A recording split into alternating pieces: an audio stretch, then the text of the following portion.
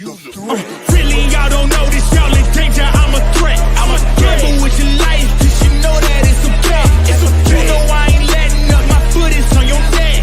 Take my word for it. It's a promise and a threat. Really, y'all don't know this, y'all in danger. I'm a threat. I'm a. Fuck you, Steve from. Yes, Bumble. Yeah, fuck you, Steve from Bumble. Most definitely, people. Well, once again, the absolute Bleeding Edge is back to you guys with the episode of 8 of The Last of Us. We are back, people. Sorry for those technical difficulties, but for some reason, we ended up ending the live stream, which we have no idea why, but it did, unfortunately. So, we are back now. And we are happy to be back for you guys. So to refresh your guys' memories, to kind of get us back in the instance of The Last of Us, we're going to show you the promo trailer for episode 8 here. So please play that for us, Sir Jeff.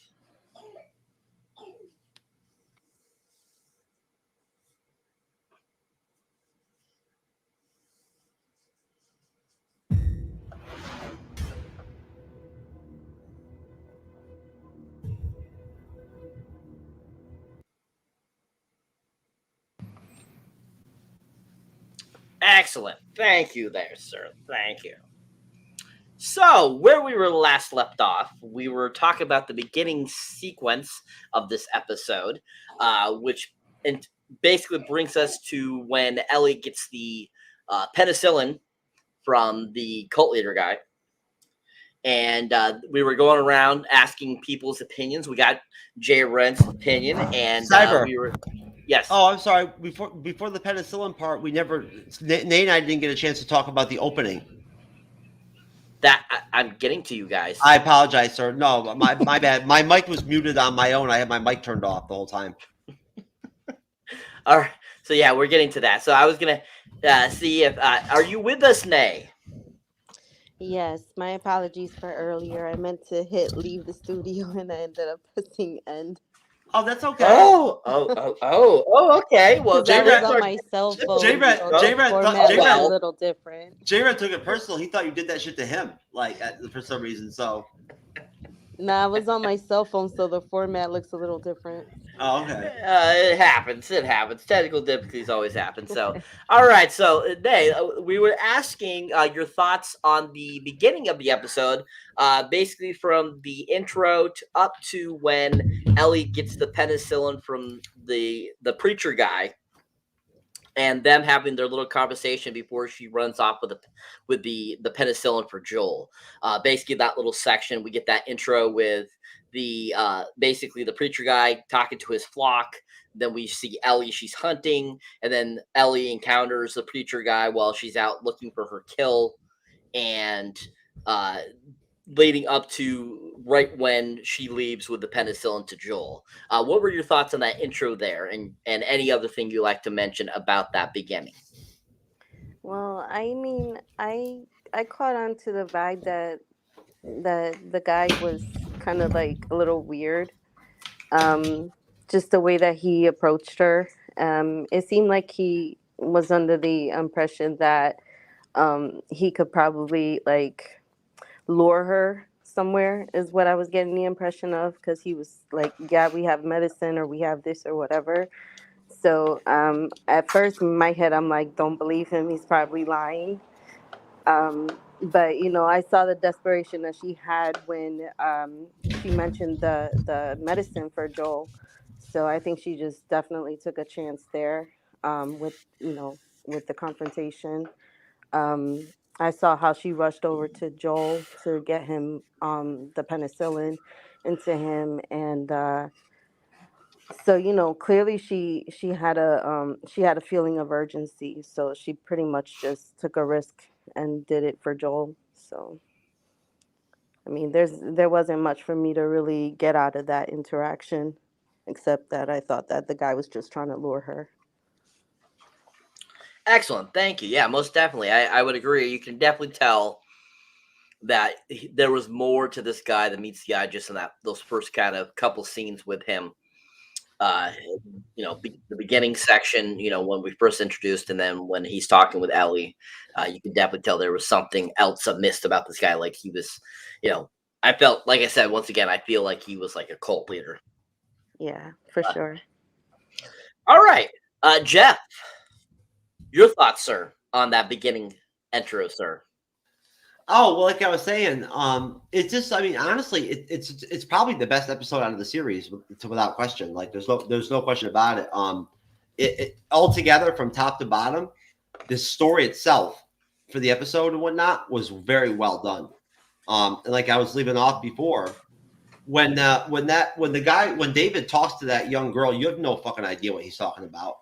You know what I'm saying? Like, it could be about, like, you don't know what it's about and whatnot. The fact that you can only tie it in the minute that, like, literally in mid conversation, David drops it on her that he knows exactly from jump, knew that fucking, like, she was the little girl that was with the dude that killed this girl's father. That they're a group of people. You know what I'm saying? Like, seeing the fear in Ellie. You know what I mean? Like, you know what I'm saying? Like, she felt like a boss there for a minute, but like the minute that fucking, like, David's like in his, he kind of like manipulated her a little bit. He was already manipulating her from jump, whatnot, and she realized it. She was cognizant. Oh shit, I'm being played. You know what I'm saying? Like, you could see the fear in her. You know what I mean? Like, she wanted out. The deer was gone. She wasn't concerned about that deer anymore. It wasn't about that, right? Like, you know what I'm saying? Like, how quickly the roles were reversed in that situation. She became the fucking hunter to, like, the hunted in the fucking flip of a second. You know what I'm saying? And that fucking dichotomy right there was really interesting. I like that a lot. And that showed a lot about David from jump, that he's very well tempered. You know what I mean? Like, you know what I'm saying? Like, like, he's a smooth talker. He's a fucking, you know what I'm saying? Like, he's not a cult leader. You know what I'm saying? He's a fucking, he's a fucking Miss Cleo. You know what I mean? Like, he's somebody who can say whatever the fuck he's got to say and knows how to be patient, take his time, intelligent enough to be able to pick people apart. You know what I'm saying? Read things down the line, think down the line and whatnot and everything, and make moves ahead of time. And a big thinker, big picture kind of person. So obviously, I'm not trying to, like, get too heavy into the series and what we read out with him, like, over time. But overall, for one thing, the intro music in the intro reminds me very heavily of Deadwood. It's very, very close. It's very similar to Deadwood. If anybody's ever watched Deadwood before, the intro music is almost identical. It's of the same genre. It's like a hard country music. But no, I just like the fact that the roles are reversed now. Like, Ellie's in charge to start off the show, the episode. Like, she's running the show. Joel's wounded. You know what I'm saying? Like, I like how these contrasts that we're seeing throughout the course of the series, and I thought this episode did the best job of, like, showing us the contrast and also giving us something that I've been wanting and begging for kind of inside, and I've even mentioned on the show, saying that I'd love to see flashbacks of Joel and some of the fucked up shit he's done back in the day with fucking what's her name? What was his the girl that he ran with for all those years name? Who, Tess? Yes, with Tess and Tommy, all that bad shit that Tommy don't want to talk about, whatnot. Well, we got to see it finally. You know what I'm saying? Whatnot, like what's inside of him. You know what I mean? And that shit was deep, man. You know what I'm saying? To finally see it, I felt rewarded. And I told you, I've been saying it from jump. Ellie's a violent motherfucker, man. He's got that shit in her, man. You can tell. Good. Hats off to the actress that plays her for maintaining her composure in her role and never not giving off that violent vibe at all. Only, like, pulling it out when necessary. But yeah, that's it. All right, awesome, thank you. And hello to Diggs in the comments. Welcome. Thank you for stopping on by and checking out our Twitch feed. Thank you. All right, and just to kind of comment more a little bit on the cult leader thing, basically that's what a cult leader is. They're a smooth talker, and just like, in reality, in real world, like David Koresh, the guy from Texas that killed, that was killed and killed all those people in that area and made a religion and stuff like that. That's what they do. They are smooth talkers. That's what they do. So that's why I get that cult leader vibe off of him. And a cult is basically just a giant group of people that follow Yeah. one person, and that's pretty much what he is. So that's why I keep saying that he's like a cult leader. That's what they do. No, it's interesting though, Cyber, because as it unfolds, we see that he's not really. You know what I'm saying? Like he's actually like, you know, something that's rare. Somebody that's actually like just playing the role. You know what I mean? But again, I don't want to get too far ahead. That's rare. I've never seen that before. Yeah, I don't see that, but okay. Okay. Anyways, all right. Thank you, sir. Moving on. All right. So after Ellie, like I said, gets the penicillin, she runs back to Joel to treat him. And when she gets there, she's like kind of talking to Joel, saying, "How do I do this, Joel? Where do I put it?" And basically, she ends up taking the needle and sticks it right where his wound is, and it seems to be injecting him with penicillin every so often. And as she keeps doing it, we notice that the wound is still keeps healing better and better, and that it's definitely making Joel feel better, and he's getting better. And we at that point too, we also find out, you know, that David, the preacher, or David, one of the guys that's a part of the preacher, he reveals that Joel's the guy that stabbed one of their fellow people of their group. And then as Joel's healing and Ellie's, you know, keeps putting the penicillin in him, she ends up going out to feed the horse, give it some water, and she notices that they followed her back to where she was. And so basically she ends up going back in and going, Joel, you know, telling Joel and stuff, giving him a knife and stuff that he needs to protect himself, and that she's going to lead them away from him so that they don't kill him. And so then she mounts the horse and starts running and having them follow her, and basically this kind of chase sequence happens. And we have like all this kind of like chasing sequence going on that's pretty interesting through the snow and stuff like that. And I mean, it's nothing extravagant, but at the same time, it's still pretty. It's very the scenery and stuff like that is really cool looking. And so as they're chasing after her, she's trying to get away, and they're shooting at her, and eventually they end up hitting her, and she ends up falling off the horse, and the horse goes down, and they end up coming up and finding her, and they capture her. At this point, that's when, you know, they take her, you know, basically the preacher goes over and picks her up and tells the guys, you know, okay, company, we're going to follow me, and then the other two are going to go and find the other guy and take care of him.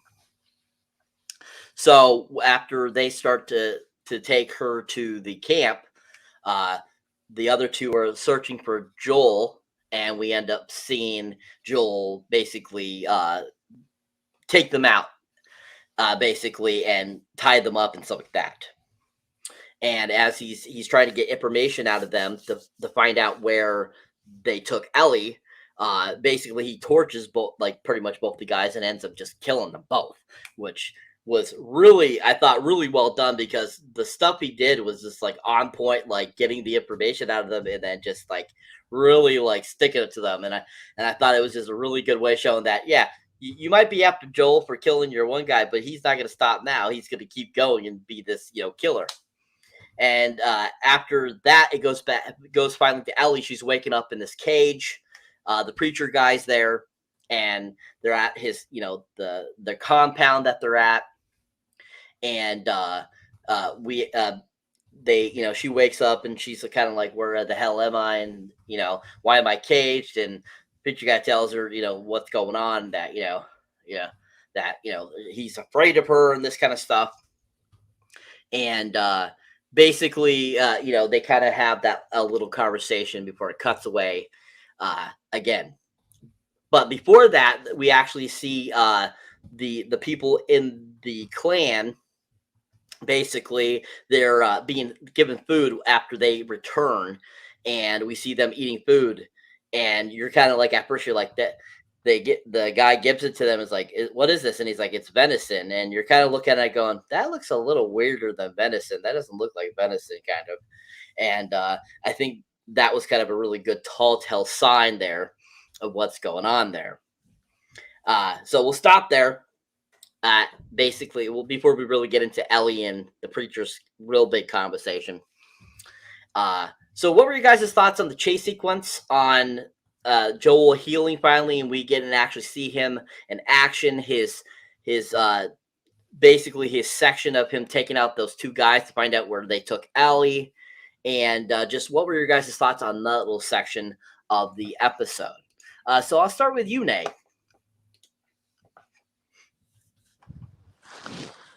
Well, I mean, like you said, the chase sequence was it wasn't like, a bunch of action pack or anything, but it definitely had some good visuals as she was mounted on the horse and riding off.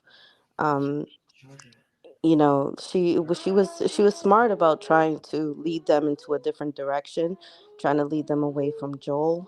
But like you said, unfortunately, she got caught up, and they grabbed her. Um, in that moment, I'm sure if she was conscious and all that, she would have been, freaking out and stuff. But like at first, like I'm thinking, like, what are these guys gonna do with her now? Like I'm thinking all types of weird stuff in my mind, because he definitely gave me like kind of creeper vibes. Um, and as far as the whole meat situation, that meat definitely didn't look like venison. So and I kind of like I kind of questioned whether or not people were like, everybody was aware of what it was they were actually consuming, or whether some people knew. But they kept on emphasizing on trying to get that guy buried, and they kept on insisting that they were going to wait till after winter to bury him, when what they were really doing was trying to hold it off, because they were actually consuming the human meat. So that kind of gave it a whole nother type of horror element to the whole situation. Now you got a hostage situation, but then you also have cannibals running a little church group or whatever it was that they were. So, and like he didn't deny that he was cultish. Like he kind of admitted it to an extent. He's like, "Oh, you got me there." You know what I mean? So there was a lot to unpack with that exchange that Ellie had with him throughout the episode. But she definitely carried the whole episode on her back, and it's unfortunate that, like, in real life, people were criticizing the choice to cast her as a role. But right now, watching it up until this point, I can't see any other actress, especially a young actress, picking up that role. Because now she's literally Ellie now. You know, but I think she played a good part, after she finally woke up and realized that she was being caged, so she was held captive. So now she knows that she's in deep, and now she just kind of has to figure out how she's gonna play her part now, you know.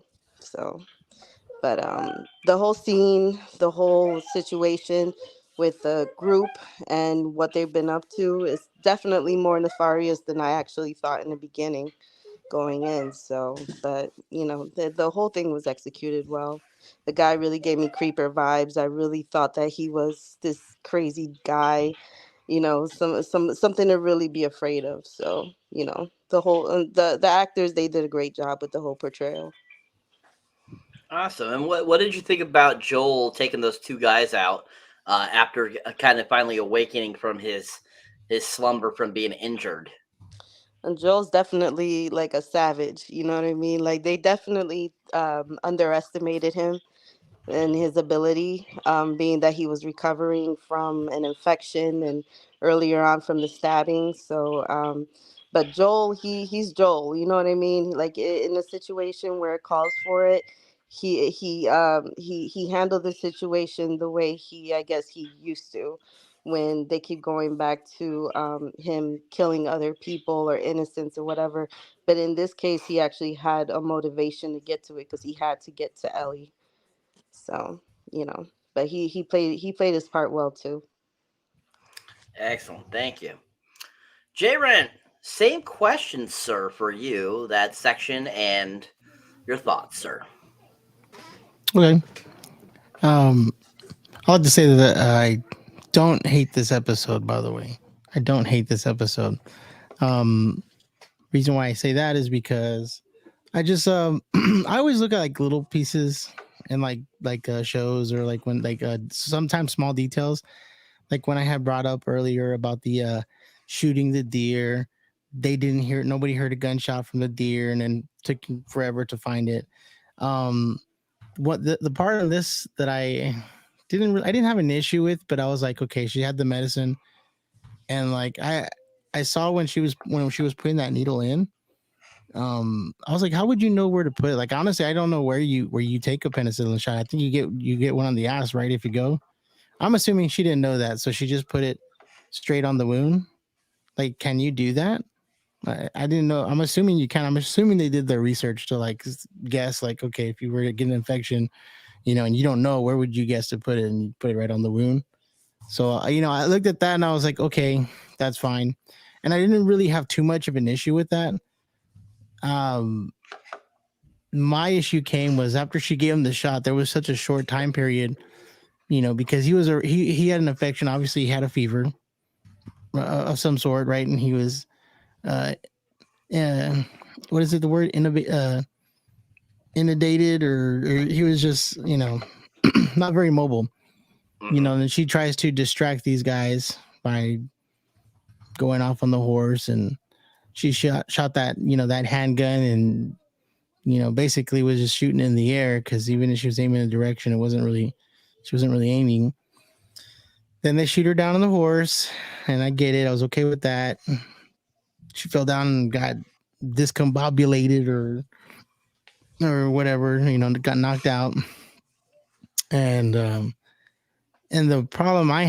most problem I had with that scene was Joel waking up, finally realizing there was somebody in the house and hearing them, and then being like full of energy, being able to take down somebody, and then some short time into the scene, going to where y'all guys are talking about where he's killing these guys.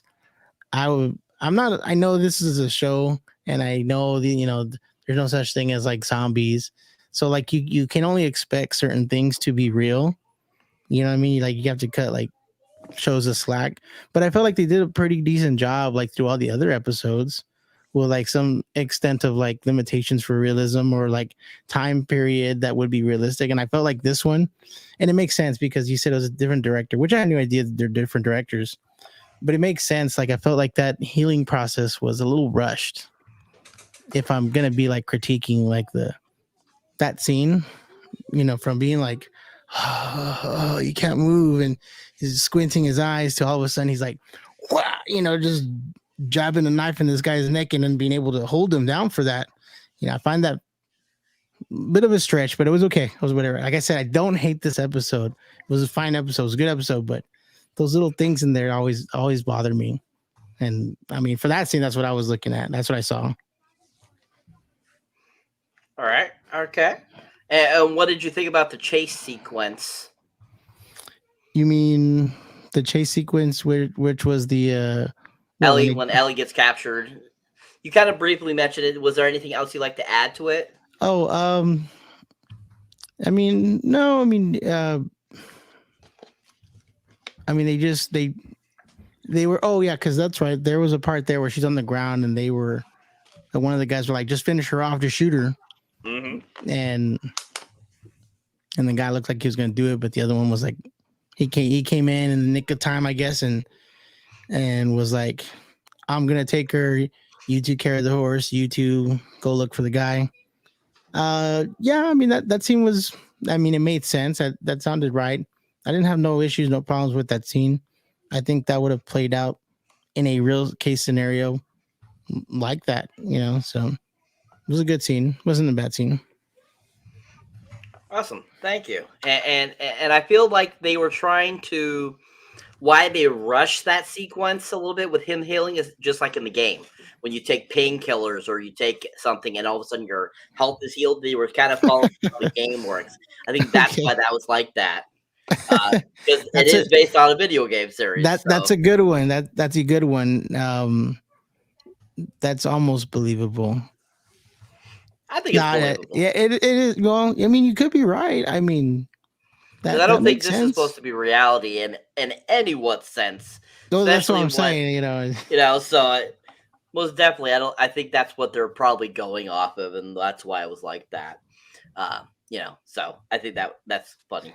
And what? Oh, you know what? One more thing on that. Certainly. With the scene where Joel, when he like ties the guys up and he's like pointing on the map, make the guy points on the map, and then he's doing the the knife in the kneecap and the almost like the torture and just killing these guys anyway. That was a different character a bit from the previous episodes we saw, and it was slightly different because the guy who did that, the Joel that we know isn't. He's still a killer, but he doesn't seem like that violent, and this guy was much more violent. So I don't know if that's just because of the situation with the girl being taken, and that's why he got like that. I'm assuming that's why, but definitely seemed like a different character in a way. Excellent. Thank you. Jeff, your thoughts, sir, on that section of the episode? Well, I mean, I think Joey called it right there at the end. Joey, I think what it is that like at this point,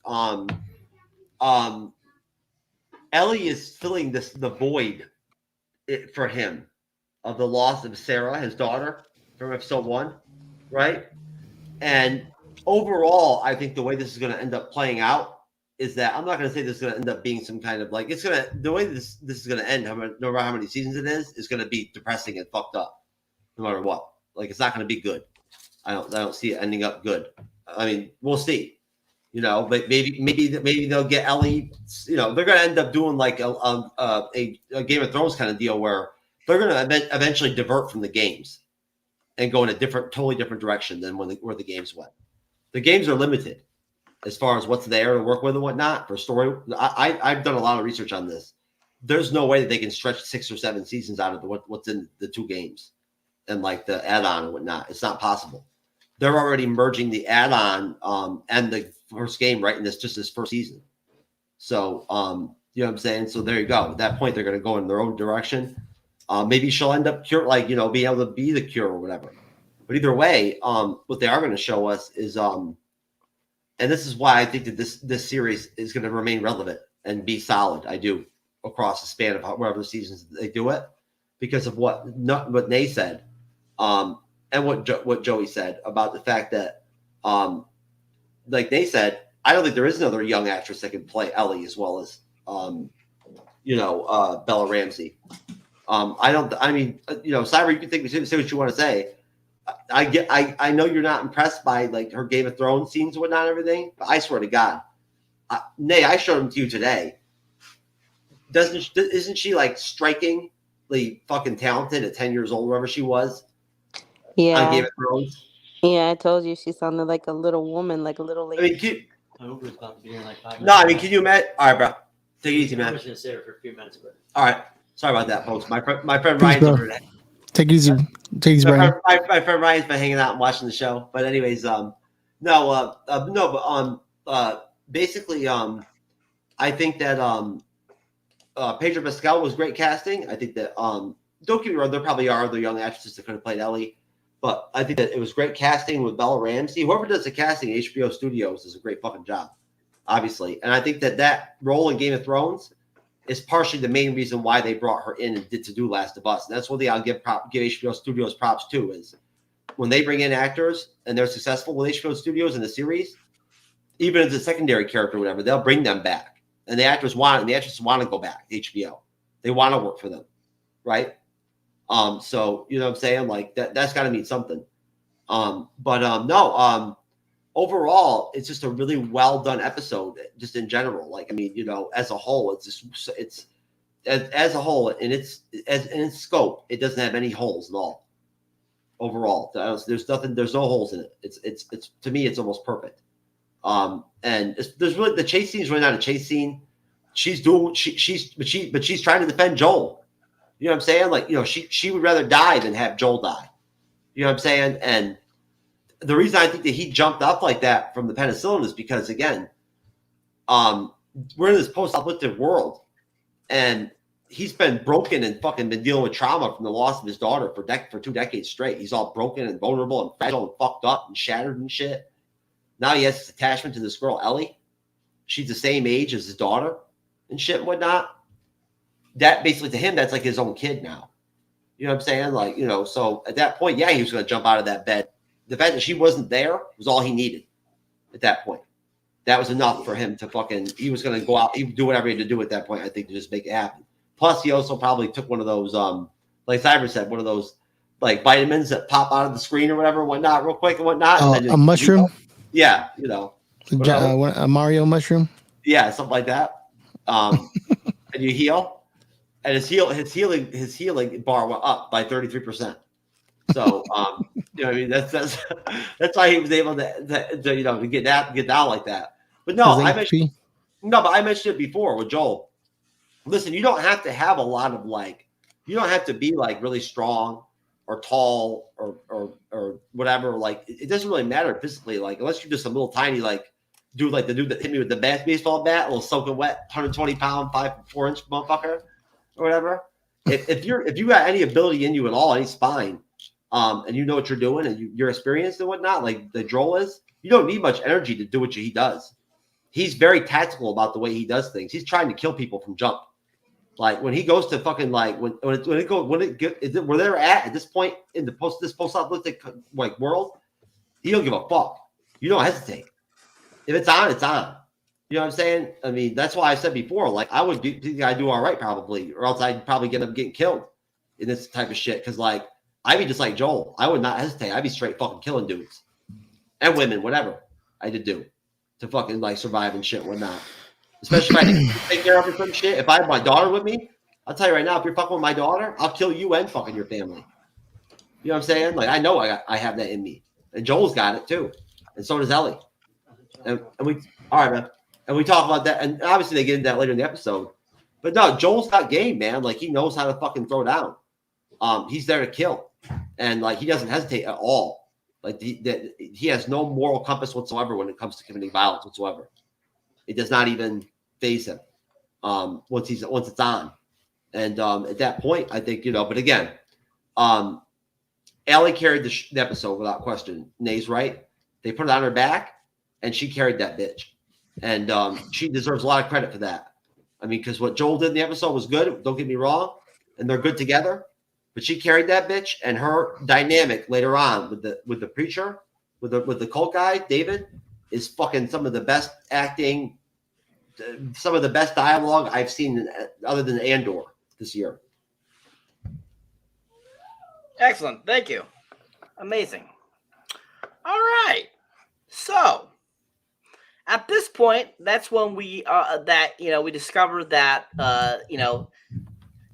David's camp, they have been feeding human flesh to the people because they were running out of actual food. And that's why they haven't buried, like Jay Rent mentioned, why they hadn't buried the one dead person yet, because they were using them as food. Oh, that wasn't me. Or whoever it was. I was trying to give you credit, so don't take it. I don't want to take somebody's credit. I think it was not Naomi. I think it was Naomi that mentioned that. Jay Rent don't play around like that. Come on now. Well, yeah, whoever said it, like I said, whoever said it, mentioned that. Awesome. Excellent. Great job, people. Anyways, so basically, like I said, that's when they figure that out. That's when we have more of a, that kind of that section where Ellie's still in the cage, and that's when David and James come in, and they're talking. She sees the ear on the floor, and telling them they're sick people, and we got to do what we got to do, as he said. And David comes in, and they go into the cage and grab her, bring her out, put her on the table, or basically going to kill her. And she's able to grab the cleaver and kill David, or James, I should say, and basically escapes. At that point, too, she also had bitten James David at that point, and said that she's affected. And they look at her arm and see that she has bites and stuff like that. But he doesn't believe her. You can tell that he doesn't, and like he's kind of like in shock. But after she kills James with the cleaver, puts it right in his neck, which was a really awesome kill scene. She escapes and escapes into the building some more, and basically then David runs after her and is trying to find her through the area, and we see her moving from place to place, and he's walking around. At one point, she throws like a piece of wood that's on fire from the stove, and it ends up lighting the curtain on fire, and that starts to go up in flames. And David doesn't seem to care, and I'm like thinking to myself as it's happening, I'm like, Jesus Christ, guy, get the damn fire extinguisher and extinguish that out so you don't lose your building, bro. Like, what the hell's wrong with you? And so he keeps going after, and he starts talking something like saying different things, stuff like that. And as they kind of play cat and mouse a little bit there, they basically he ends up like at one point he's in front of her, she's behind him, and he's like talking, and she comes up with a knife and stabs him, and of course he kind of like pushes her and powers it over, knocks her kind of down. And that's when she's kind of like crawling a little bit on the floor, and then all of a sudden she grabs the cleaver and basically knocks him down and goes to town and like just brutally kills him and like going something like that. And all I can think of was at that point, like, I get that what the situation is, and that you were dealing with a lot, like everyone has said, that the weight of the world's on her shoulders. I feel like still, I feel it could have been acted better, I thought. And I thought it was a little over exaggerated. But at the same time, it still was really awesome. Her just hacking away at the guy, hacking away. That was really cool. And I was just like, holy crap, she just killed the crap out of him. Like, awesome. And so then all of a sudden it shows her walking out the door and walking through the snow. And she's like all traumatized and stuff like that. And then all of a sudden Joel comes up behind her, puts his arms around her, and she's like, no. And then he turns around, it's like, it's okay, kid, it's okay, it's me. And she realizes that it's Joel, and they hug and embrace, and he's comforting her and stuff like that. And basically they while holding each other, they walk away, and that's how the episode ends. So what were your guys' thoughts on the end of the episode? What did you like about it? What did you hate about it? What did you think about the kill sequence? How did you feel about everyone's acting? And overall, just what were your thoughts on that final sequence of the episode? We'll start with you, J Rent. Okay. All right. So you want me to tell you what I hate about it or what I liked about it? Both. Everything, baby. Give it all to us, baby. I don't get how that's so hard to understand. Like my headphones are new. They only work when they selective hearing. All right. So on this, on the last part of it, when she's captured, she's in the cell, she's trying to break out. Then she gets this like scared feeling when she realizes that there's like pieces of that there's like an ear, right? We see an ear on the ground, so she freaks out with that. She stops what she's doing. Then we find out that's when they're eating people. That's when we find that out. Honestly, I didn't catch that until they made it blatant at that point in time that it was when they kept talking about the deer. Me too. Yeah, I didn't catch that cannibalism part until the end, when they literally had to show me. And then they kind of got it a little bit. Then they showed the freezer with the bodies, and then I still didn't even catch the whole the father being dead part, being part of being connected to that either until Naomi had mentioned that. Honestly, that I didn't think about it until she mentioned Joey, it. Oh, okay. Joey, I don't mean to cut you off, but you see what I'm saying now when I say that, like, just the story itself for this episode is just really well done. It's well written and well constructed. Yeah, no, it's good. It's fine. Like I said, I don't hate it. There's just specific details that I wasn't a fan of. On this part, when they take her out of the cell, then you get like this whole like weird like sexual like vibe from the guy that he's trying to like be with her. And then they do the whole like hand thing on the jail cell where she puts his hand on, and then she breaks his finger. I was like, I was okay with the scene. They get her out and they're like, all right, well, I'm gonna kill you, little bitch, or whatever. And then they throw her on that table. Then she's like, I'm bitten, right? And then they stop what they're doing. I always kind of hate that in like movies when they're like going for the kill and they're just delaying the kill. Like, just kill her. She's right there. Just kill her. They pulled that on that scene, and then he does a knife where he like puts it next to her head, and they stop what they're doing for whatever reason to not kill her and leave the knife there or the cleave or whatever. And then she uses that to kill the dude next to her, gets away.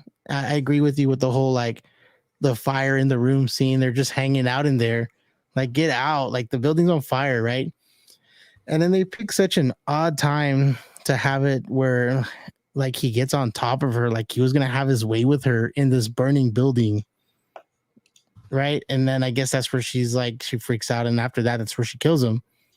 I'm guessing that was in the game and it played out the same way. I've seen videos where, like, that scene where she's like hacking away at the guy with the knife or whatever. It's like there's a part like that in the video game. So that happens in the game. I just it was really weird to see it on screen. I guess in the video game it can make sense. And being in the building, just staying there and trying to it wasn't me. Was he trying to like get it on with her in that burning building? I think he was just on top of her trying to kill her. Yeah, but he was saying all kinds of sexual things. Yeah. If you think that's bad, that's like a 1.75 compared to some of the shit I say to women. I believe that. I don't know. I just felt like the whole, like, I'm gonna give it to you here in this building was like kind of off because the building was on fire. It didn't bother me. I said, like, I'll say it again. I don't hate this episode. The overkill on the guy. The fact that you have to keep saying you don't hate this episode, Joey, makes us think you hate the episode. Yes, I know, man. Well, because I have a lot of like critique on it, and I didn't have a lot of critique on some of the other episodes. And this one I just there's like these scenes, these big scenes. I have a lot of critique on it. I thought it was overkill on that overkill scene without seeing the game. Like, I don't know if she was just that angry at this guy to just to kill him like that, to just keep on. Like, I mean, what was she like? She wasn't abused by the guy. I mean, yeah, it got weird for her, but I don't know. Was it enough trauma for her to just start hacking at this guy? I don't know. I didn't feel the anger there. Didn't build me up to that. It pissed her off that she knew that he was right about how connected they were in their capacity of violence. That bothered her. She didn't like him knowing that. Yeah, I still don't like connect that though. I don't know.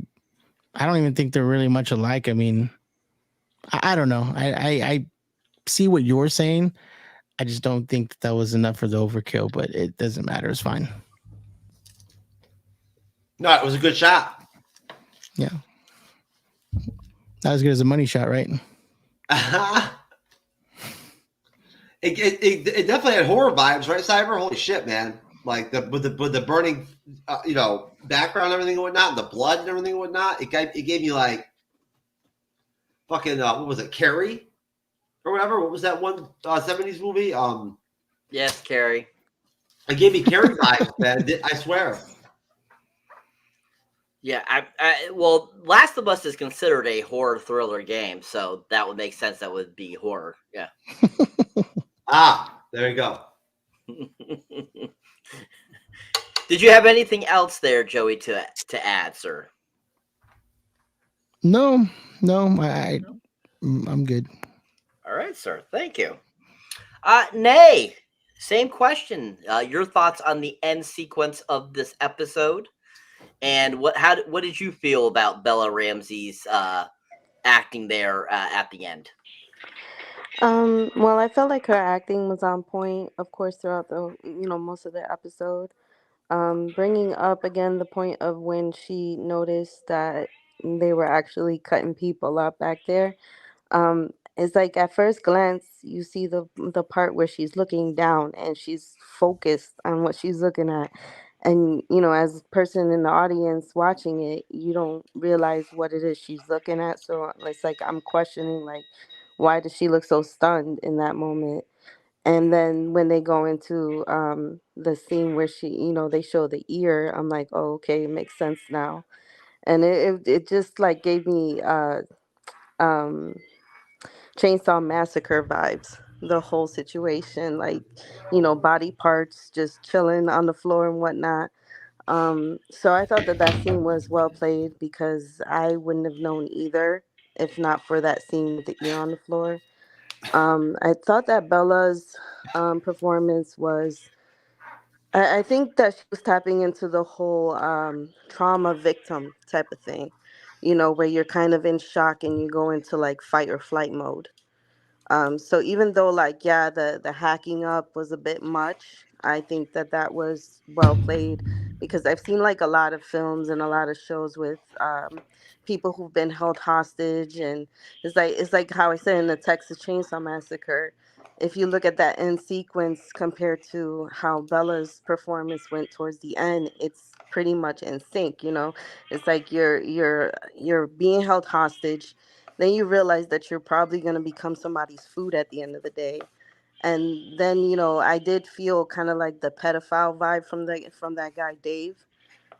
So I think that that adds an extra layer of trauma for her because she realizes at that point she was literally going to become a rape victim, or and aside from that. But like I said, she carried this episode on her back, and I think the whole thing was pretty much well played. I think she did her best to portray a trauma victim, and she was basically, like, just free to go at that point. And when she finally hits outside, it seems like it almost didn't, set in yet that she was safe.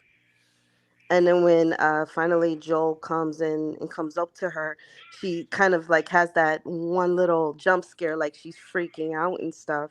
And I think that that's just still her being in that fight or flight mode, not knowing who's got their hands on her. But then when she realizes that it was Joel and he consoled her, I thought that it was a nice touch for him to call her baby girl because it's almost like he accepted her sort of like a daughter figure, and he accepted the role to kind of be like a father figure to her because really they're all that each other has right now at this point. So I thought that that scene was really well played, and it wrapped up nicely with the episode, I think, with their, them being reunited and her finally being safe. And so the end was good for me. I liked it. Excellent. Thank you. All right, Jeff. Same question, sir. Your thoughts? Well, great job, Nay. Well put, and everything and whatnot. And I appreciate you paying lip service to the loss of Sarah, and how like him saying that like kind of confirms that, like, he's opened a place in his heart now for like that kind of love again, or that kind of like, like whatever you want to call it, whatever it is for him. I mean, whatever he's able to experience at this point. I don't know, and when you've been through what he's been through, maybe you're not capable of love anymore. I mean, look at Tess, right? You know what I'm saying? Like, what she said to him. You know what I mean? Like, she knew that he never loved her. The way that like she said, the way that she did, or felt the way she did, or whatever, whatnot. I kind of can understand that to some extent and whatnot, because I know what it's like to, like, lose parts of yourself and whatnot and stuff like that, and not have them back. And it's deep. You know what I mean? Like it changes you. Like what you're capable of what kind of emotions you can have, and what you can't anymore, all of a sudden, and you don't have any choice. Nothing changes it. But no, it was a great ending for them to, for it to be such I love the correlation of the contrast of the violence, right, and the horror, and the landscape of the winter, the bleakness of the winter, it being in the woods, everything and whatnot. Great, just the visual aspects of how the episode plays out geographically in the different locations. It's what, even though it's compact, it's interesting, and it fits. The cannibal part, I don't know how that would have connected really for her with like the way she overkilled on David, really, because like at that point, who gives a fuck whether you were going to be meat like food or not? Like you're stabbing a motherfucker, right? But at the same time, like Neo said, when it boils down to it, she's probably, we don't know like if she's been sleeping at all while she's been with Joel in that like little cabin. Who knows if she's even been sleeping at night, right? She could have been awake for days at this point. We don't know. Like, you know what I'm saying? They do live for each other. So she's been like sitting there trying to do whatever she can to try to help him. That's all she's worried about. And what I think is interesting is that there's a bond there between Joel and Ellie that has to do with violence, right? She has violence in her, like him. She's just not trained to do it. She's not experienced enough to do it yet. But like when they showed us, this may fit in with the game. When they showed us through that overkill with David, I think that was like bouncing off of the torture scene, right? In a way, like it was connecting to us, like that there is this connection between Ellie and Joel that's fucking even intense. That where it's the ability to commit that violence. Like whatever it is, in you, like she has it, just like him. You can't. I'm sure there's flaws. There's been flaws in some of these episodes and whatnot and everything. No TV series is perfect, except She-Hulk. But other than that, there's going to be holes and stuff. So it's not, there's going to be stuff that maybe here and there that you might second guess. I get where Joey's coming from, being conflicted. You know what I'm saying, J-Rat? About the episode and whatnot, everything. You don't want to overly praise it, yet you don't want to like take away from it because you do think it was good. You know what I'm saying? So like, you know what I mean? You don't want to. It's a hard line to straddle sometimes, right? You don't want to fucking. Yeah, just want to be honest in what I thought because I like the first, second, third episode a lot, and I can't think of like any bad parts really. Like I think you can make a perfect episode. But I guess it's all opinion. It's real subjective to what you look at. I guess you could just tell the difference too in the style. I didn't know that it was different directors, just different style. I know what, Joey, I didn't know that either. And I did the research, and I don't know if I just skipped over it or something or whatever, whatnot. But I didn't know that either, and that actually says a lot about the direction they decided to go with this series. That they went with a different director for every episode. That's unique. That's not normal that I know of. Cyber. That's not normal, right? In the industry to have a different director for every episode of a show. No, that's common. That's how they do most TV shows. Yeah. Really? Oh, okay. Yeah. I thought they would. I thought they would have a couple in and do a couple episodes of each or whatever, like they did Miss Marvel. You know what I'm saying? Where they, you know what I mean? Like where they had like 3 or 4, but they all like kind of, you know what I mean? I didn't know they did for different episodes. There are some directors that do several episodes in series, but majority of the time, like in the last like 20 years, there's always a different director for several of the episodes and newer series. Back in the day, usually you had a consistent director, like in TV shows like Full House, Roseanne, shows back then, they usually had pretty steady directors unless they had some other obligation they had to do. But today's standards, most TV series have different directors because most of them are busy doing several different shows. Well, you mean unless it's Chloe Zhao, because Chloe Zhao, when she directs a TV series, she does every episode, baby. All right. I don't know. So that picture, man, it says it all. Anyways, says it all. No, but Nay, if you don't mind me asking you, I just find like these contrasts, these parallels, and these connections like really, really, really interesting between the characters and whatnot. They're not giving us a lot to work with in this series in terms of different characters, secondary characters. We're seeing them very fleetingly.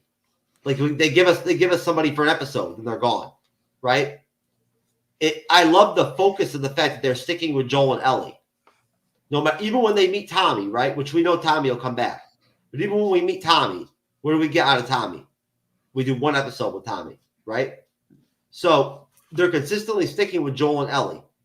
They're the focus, just like the game. That's like Cyber said, just to make that comparison. Like, I don't see how the heavy game people that find these games, so I'm sure they must be great games. I'm sure if I played them, I'd like them too. But I don't see why they'd be unhappy with this.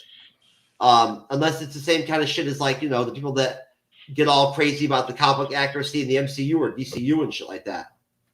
Which I understand and respect, except for the ones that just go overboard with it. They expect this like perfect comic book depiction and shit in these MCU films. It's not possible. You can't do it. It would never work. So like, you know what I'm saying? Like at that point, that's why I find interesting when I join some of these Facebook groups and these Facebook chats with these people that actually are the ones that love the game. They all fucking like swear and fucking bitch about the series and whatnot, and talk all kinds of shit. They hate the episodes and shit, whatnot, and everything. They think it's garbage. They don't even watch. I mentioned before, Cyber, like the one time I even talked in there and mentioned that I actually was covering the series and whatnot, but I never played the game. Holy fuck! It was like I was a fucking Jew in fucking not in Nazi world back in World War II. You should have seen some of the shit women were saying to me in there. I was like, holy fuck! It's interesting. It's interesting that you mentioned the video game and actors in the actual like live action version. So I guess James, and that's his name, right? The guy that was in the cult, the dude that got the So he, I guess, plays Joel in the video game. Like he's the voice actor for Joel. Oh, okay. Nice. No shit. Yeah. So I thought that was a cool little fun fact. No, they did that. They've done a lot. We talked about that in the first episode review. And actually, at some point, Cyber, maybe in the finale. Oh, Cyber's not going to be there for the finale. Maybe in the finale, I'll actually unwind a little bit of the research I did and whatnot, and talk about some of the game tie-ins, because a lot of like a lot of the actors we've seen in the live action, a lot of them did voice characters in the game, right? They did, like just like what's his name from the third episode. Not Bob. I forget his name. Either way, Nick Offerman, or whatever, or the guy, the character Nick, whatever the fuck it was from episode 3. One of those guys voiced one of the characters in the game, I think, or they changed the character, whatever. Either way, great finale. Great final part of the episode. Again, the image with the whole structure burning down, everything, whatnot. I guess there was maybe some rape vibes going on there. I just didn't really like pay attention to that part. I was more like looking at the visuals and the fire and everything was spreading and whatnot, and the blood. And I liked it when she overkilled him, and I thought it made sense. I never even like doubted it. I was like, oh, okay. So you're just gonna basically just fucking pulverize this dude, like just straight up fucking release. Whatever you got in you that needs to come out, you get your chance now finally. If you think about it, she hasn't had a shot to really open. I mean, she's tiny. She hasn't had a shot to just straight up open up on a motherfucker yet. So, you know what I'm saying? This was her first chance to really release her violence on someone openly. So it only makes sense that she would take it to that level. Because of what Nate said, and then on top of that, because of the inner violence inside of her that she has deeply. And in the game, they say that that's part of her character, is that she has that violence like Joel in her. Yeah, I think Dave used that term violent heart in the show. Mm-hmm. Yeah. No. Again, I'm not trying to promote violence or anything like that and whatnot. I'm not trying to brag or something like that when I mention about what my fate would be like in this type of scenario.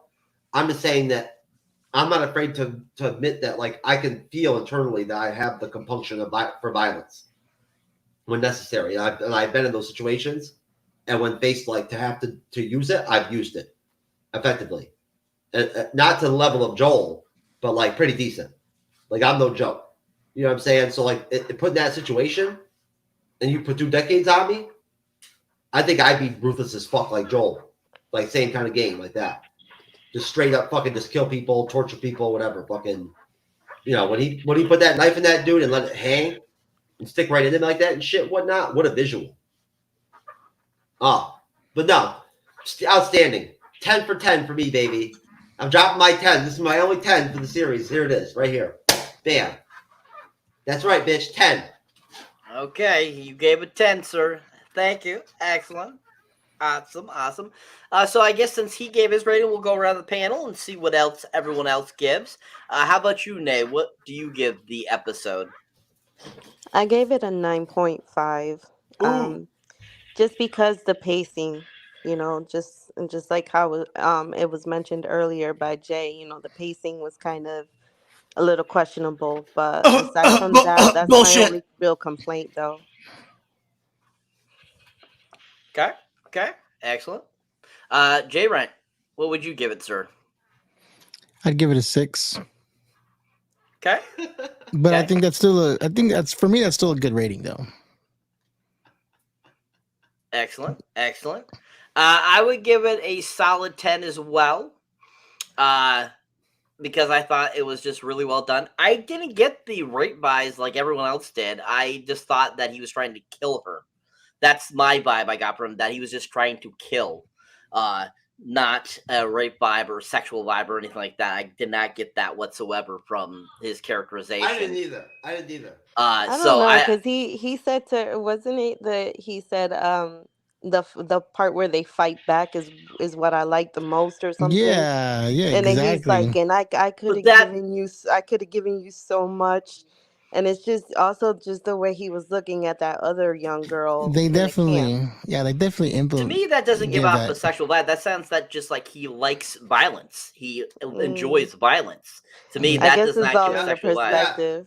Yeah. I don't know. I think if you look into it, it'll Even probably just the way It's possible. the way he was touching her hand when she was No, but in the think cell. about it. Rape is violence. It's a form of violence, right? So you're right. Maybe as a pure form of violence, he would violate her like that, like as a demonstration of his capacity of violence. There was definitely some innuendo about that in there for sure. Because he's intuitive. I think he could tell that she was into girls and that she wasn't into men. Because she is a lesbian. So I mean, you know what I'm saying? Like that's who Ellie is. It was definitely weird, but I mean, nonetheless, whether it was there or wasn't. J-Rat, all I know is at the end of the show, we're gonna eat you. All right, motherfucker, for dropping a 6. You know what I'm saying? We're gonna eat you, bruh. So 6 is not a failing grade. I'm just messing with you. Come on, hey, you're adding contrast to the show, man. That's good. Okay, well, excellent and great episode, guys. Great. Thank you to the panel. You guys are all fantastic. That is the end of this episode. And we'll go around, plug things, and get the hell out of here. So, Joey, why don't you give a brief update on the podcast Odyssey, sir? Maybe a preview of what's to come next, sir. Okay, thanks, Cyber. On the podcast Odyssey, a lot of the things I'm focusing on right now that I've talked with you guys, on the side about is putting together some stories. I want to hear some good stories from a lot of people. I want to be able to talk about past experiences in the season 3 of podcast Odyssey. As you can see there, put a little thing in. We got Jeff in the back with a cigarette in his mouth. You can't see Cyber, but he's in there. I put you guys into my my new post there. We're on Apple, on Spotify, Facebook. When are we doing aliens, baby? When are we doing aliens? Soon. We have all this weekend to put something together for sure for Thursday. Shoot, maybe even Monday. I was okay with doing like a reaction video. We did that last reaction video, and I had fun. And I felt like that content we were conversating and discussing, and it was just so perfect. There was no dissecting. It was just a lot of talk, a lot of rhythm in there. And I like that, and I think we should continue that. But ultimately, stories. I want to get stories. I want to talk about the things that are happening right now. What did we see on the news? What are people talking about right now? Everybody's talking about a mothership that just came out. People are talking about this mothership that they mentioned on the news, which is pretty interesting. If you haven't heard it, you'll go type in mothership and you'll see articles where people are talking about that stuff. So pretty funny, or not funny, but great. Excellent. Awesome. Nay, what do you have coming up? Well, I don't have much coming up, aside from trying to edit and get some videos up, but I'm working on that. Also working behind the scenes with Jeff on the show, and he's teaching me the ropes, so I really appreciate that. And I appreciate you guys for having me and inviting me over for sure, despite the little error from earlier. But it was a good show, and thank you, Cyber, for hosting. You're welcome. And as always, if you enjoy me here on the MCU's Bleeding Edge, definitely check out my solo content under Cybernetic Shark. You can find me on YouTube, Instagram, Facebook, TikTok, Rizzle, pretty much everywhere. I just recently put up my Cocaine Bear review, so definitely go check that out. My Ant-Man the Wasp review as well. I'll be having a couple new trailer reactions up shortly. You'll be seeing the Teenage Mutant Ninja Turtles Mutant Mayhem trailer reaction coming up. You'll also be seeing my review of the Scream 6 soon. Also, my review of Champions, which just came out today as well. New Woody Harrelson film. And just gonna keep busting them out for you guys. Creed 3 review will be up soon too as well. All that kind of good stuff. So, yeah. I like it. Just like you're gonna be busting one at the massage parlor, right? Right, Cyber? Massage parlor. I think he's losing his mind, people. It's all good. It's all good. Him in the massage parlor once again. Anyways, well, thank everyone out there in the great land of the cringe stream land, and thanks for watching. And Jeff, do you have anything else you'd like to add before we get out of here, sir? No, I just want to thank everybody out there for checking us out tonight and enjoying the show. I want to thank everybody that subscribes to the MCU's Bleeding Edge. Thank you for getting us almost 15,000 subscribers. Thank you to JRent2000 for being a good friend and a great guest, as always, and fucking handling his business and whatnot. He stuck out, did the whole show with us and whatnot. He didn't have to, but he did. He's good people. And shout out to Nay. Nay's killing it. I'm just happy to have her on the show and whatnot. I'm glad she had a good time and enjoyed the review. She's honestly, she's new to content creation. She is, and she is killing it on the panel like a fucking pro. So, you know what I'm saying? Like, I appreciate that shit. I really do. I know Cyber does too. Cyber, great moderating again, as always, sir. As always, your moderating skills are fucking top notch. You know what I'm saying? You are the man. And no, all thing I was gonna say is I'm gonna be doing a reaction video tomorrow where I'm gonna react to this like really ugly low IQ blowjob I got from this chick recently. Some rough shit, man. I mean, we're talking about just depressing. Like I'm gonna react to that and critique it and whatnot. You know what I'm saying? And see how that works out on YouTube, right? But no. No, I will not obviously be doing that. No, I will be dedicated to the MCU's Bleeding Edge as always. And starting on Monday next week, doing our first Monday 9:35 p.m. Eastern, 6:35 p.m. Pacific show on the Bleeding Edge, where I have no fucking idea what we're going to do. Yeah, it's probably just going to be me and Nay, for all I know, just fucking kicking it, watching some old MCU trailers and shit. But eventually, I'll talk to Cyber, and we will fucking have a bullshit / planning session, and we'll figure that shit out. Because that's how we do it, baby. Hell yeah. Cyber, that's all I got, baby. Take us home. All right, people. As always, thank you for watching, and we'll see you next time. Peace. Peace.